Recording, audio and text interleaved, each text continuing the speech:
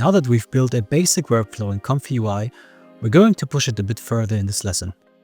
Custom nodes are where ComfyUI really starts to shine, and they let you shape the interface and the workflow around how you actually want to work. We will install a few useful extensions and then turn our text-to-image setup into a flexible image-to-image workflow. You can install custom nodes by opening the ComfyUI Manager and clicking on Custom Nodes Manager.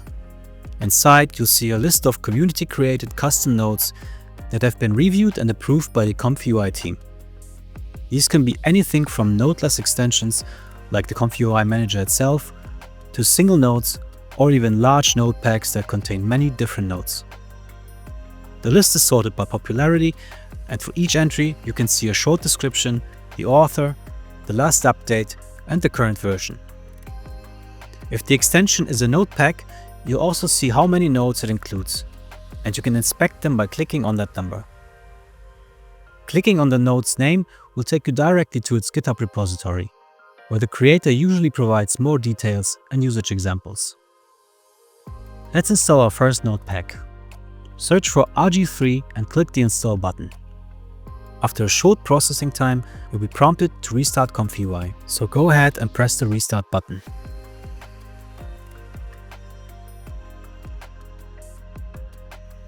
In the Stability Matrix terminal, you'll see the system installing the node pack along with its dependencies.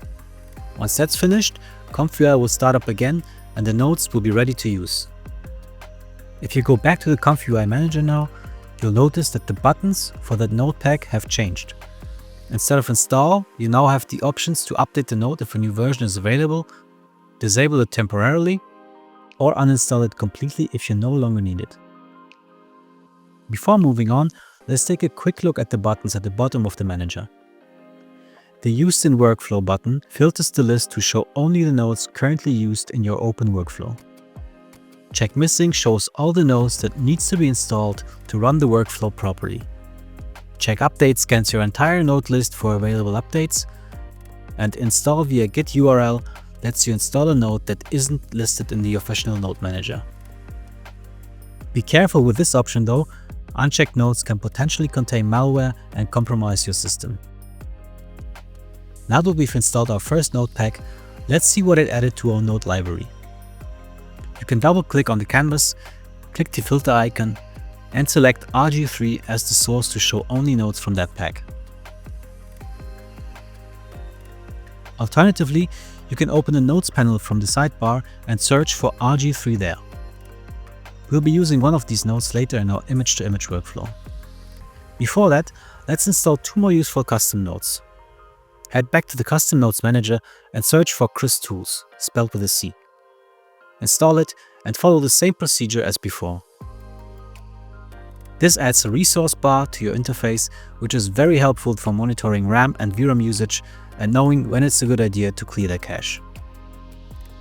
The second node we'll install is ComfyUI Browser. Search for Browser in the Custom Nodes Manager and install it.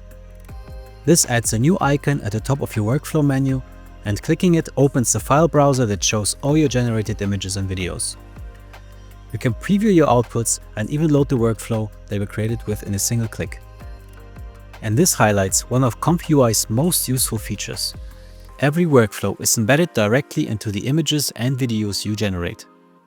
You can simply drag and drop a generated file into ComfyUI, and the workflow used to create it will load automatically.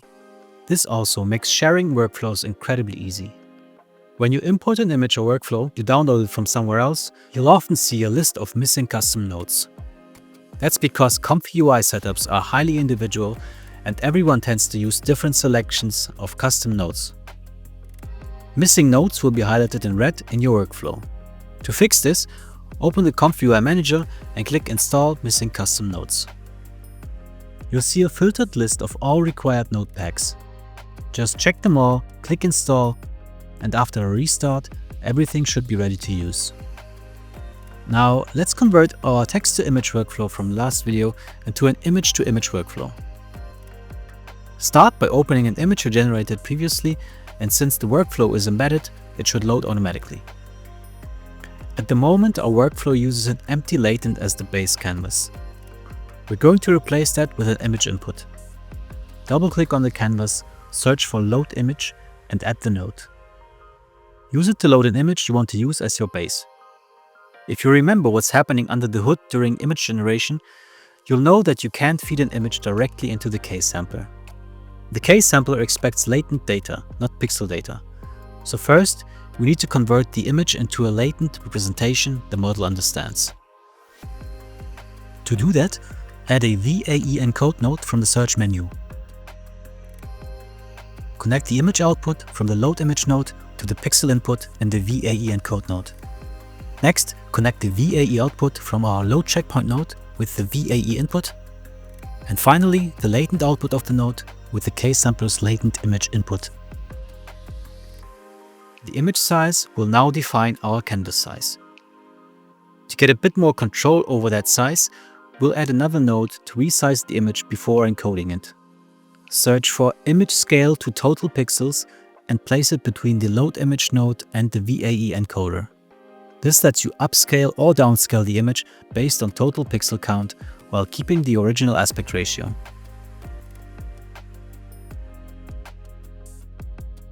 Alternatively, you can use Image Scale to max dimension if you prefer working with a specific pixel value instead of megapixels.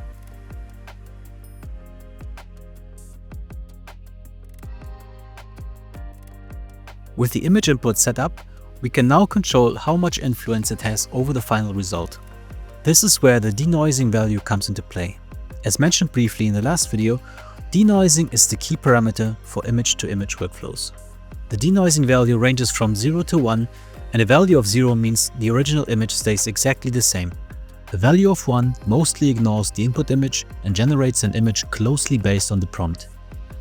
Values in between blend the two. In practice, a denoising value between about 0.5 and 0.7 is usually the sweet spot for strong but controlled changes. To really understand how it behaves, use a fixed seed and try different denoising values with the same prompt. That makes it much easier to see what's changing. For an even clearer comparison between the input and output, we can use a node from the rgthree node pack we installed earlier. Search for the image compare node and set it to the before and after images. Connect your input image to image A and the image output from the VAE decode node to image B. Now, when you run the workflow, the node will have a slider you can use to compare both images and see exactly what changed. This is especially helpful with lower denoising values.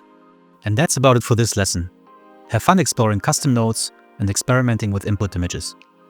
As always, leave a comment with feedback or issues you encounter, and I will see you in the next one. Cheers.